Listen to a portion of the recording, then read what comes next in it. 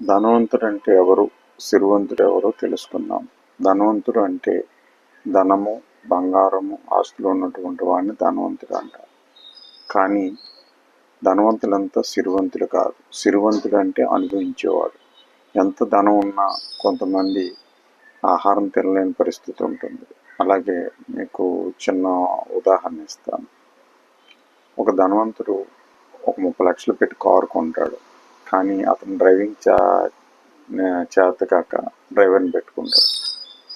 ఆ డ్రైవరుకి జీతం ఇస్తూ ఆ కారు అతను నడుపుతాడు కనుక అతను సిరివంతుడు. అంటే డబ్బు లేకపోయినా ఆ 30 లక్షల కారు మీద తిరగటం అతనికి తన జీతం కూడా వస్తుంది. ఇతన్ని సిరివంతుడు అనొచ్చు. కానీ ధనవంతులందరూ కూడా సిరివంతులు కాదు. సిరి అంటే అనుభవించటం.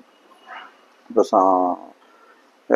మీరు ఏదైనా తింటున్నారు అనుకోండి, అనుకోకుండా మీ ఫ్రెండ్ ఎవరు వస్తే రా నీకు దంతసిరి ఉన్నట్టుంది సమయానికి వచ్చామని మనం తినే దాంట్లో కొంచెం తీసి పెడతాం.